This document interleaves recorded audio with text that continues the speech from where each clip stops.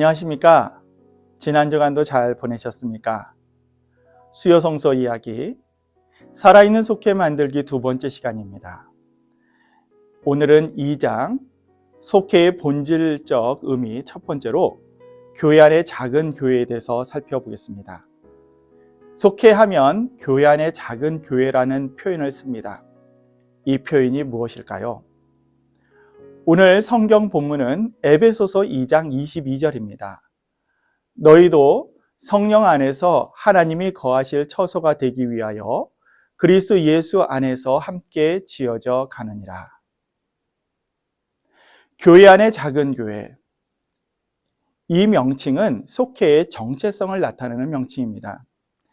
교회의 갱신과 본질 회복을 추구하는 경건주의에서 나온 명칭인데요. 교회 안의 신앙 공동체의 사명 감당을 그 목적으로 하고 있습니다. 그러면 본질적 의미는 무엇일까요? 특히 교회 안의 작은 교회 속회 이렇게 표현할 때는 교회의 본질 회복 운동을 얘기합니다.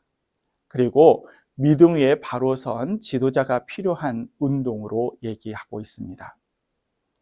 그러면 교회의 본질 회복 운동은 어떻게 이해할 수 있을까요?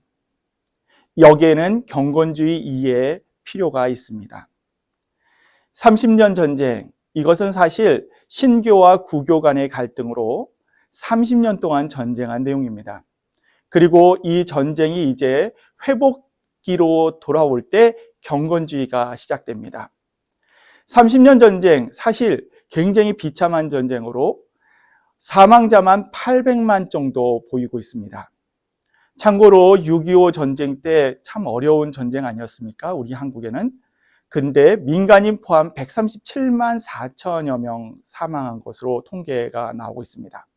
오늘날 이 전쟁은 바로 이제 독일 지역에서 시작되었는데 여기에는 이제 신성 로마 제국이 관련되어 있고 그것뿐만 아니라 덴마크, 스웨덴, 잉글랜드, 프랑스, 네덜란드, 스페인 등 대부분의 유럽 국가가 직간접으로 연결된 전쟁이 바로 30년 전쟁입니다.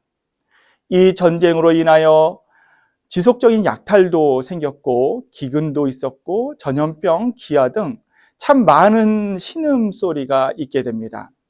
특히 독일 지역 그 전쟁 한복판은 인구가 평균적으로 25에서 40% 줄어든 통계가 있습니다. 이런 처참함에도 불구하고 개신교회 특히 루터교 정통주의는 교리 논쟁했고 사변적 설교했고 형식적 예배에 치중한 것을 보게 됩니다. 여기서 교회 갱신과 신앙 본질 회복을 추구하기 시작했는데 이게 경건주의 운동입니다.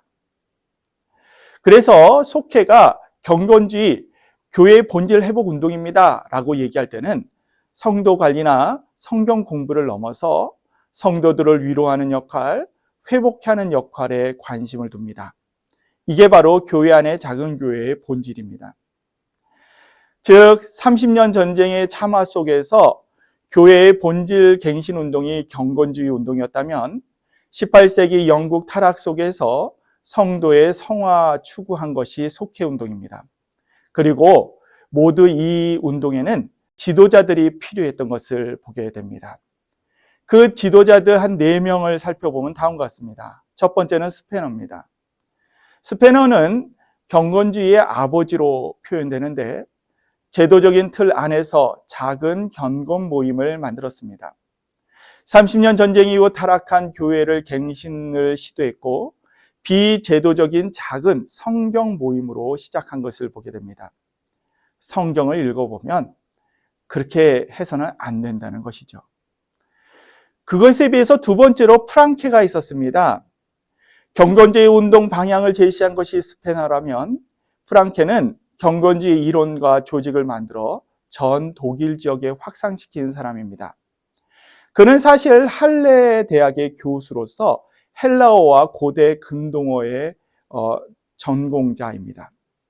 1695년 부활절 그는 빈민학교를 개교했을 뿐만 아니라 교육사업을 만들어냈고 1695년 같은 해 가을에는 고아원도 창설했습니다. 그것뿐만 아니라 과부들의 보금자리를 마련하고 각종 시설들을 만들어냄으로써 사회적 영역으로 그 빛을 발휘했던 것을 보게 됩니다. 이러한 프랑케의 모습을 보면서 우리는 야고보서 1장 27절을 읽을 수 있습니다. 하나님 아버지 앞에서 정결하고 더러움이 없는 경건은 곧 고아와 과부를 그 환난 중에 돌보고 또 자기를 지켜 새 속에 물들지 아니하는 그것이니라. 세 번째 지도자는 진젠도르프입니다. 프랑케를 통한 사회 영역의 경건주의가 생명력을 가지고 움직일 수 있던 것은 진젠도르프 백작을 중심으로 헤르노트 형제단의 등장부터였습니다. 헤르노트 형제단은 기독교 역사상 최초로 제도적 교회의 허락하에 교회와 공존한 작은 교회였습니다. 그리고 이 헤르노트 형제단은 이후 웨슬리에게도 영향을 주게 됩니다. 네 번째로 존 웨슬리입니다. 웨슬리를 중심으로 하는 감리교 신도회가 생겼습니다. 헤르노트 형제단은 루터교회에 편입하지 못했지만 감리교 신도회는 영국 국교회의 제도적 교회 안에 자리 잡은 소규모 공동체, 소공동체였다는 것입니다. 정기적인 모임이 있었고 소그룹 모임, 즉 속회와 밴드가 있음을 보게 됩니다.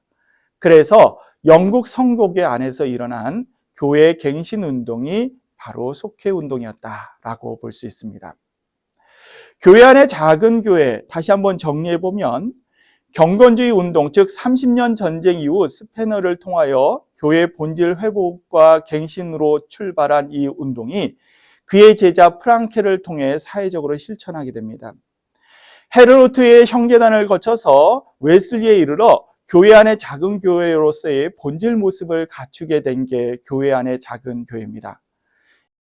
교회 안의 작은 교회, 이는 내적 신앙의 경건을 추구할 뿐만 아니라 실천적 경건의 모습을 보이는 이러한 교회가 되었습니다.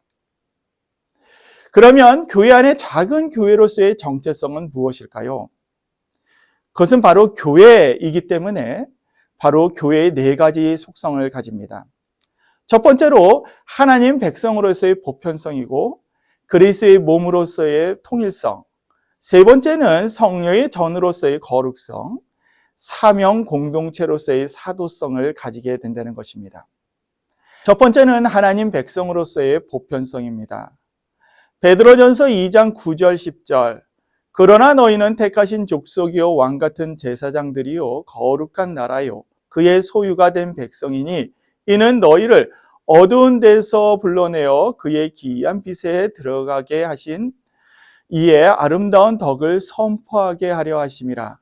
너희가 전에는 백성이 아니더니 이제는 하나님의 백성이요 전에는 국류를 얻지 못하였더니 이제는 국류를 얻은 자니라.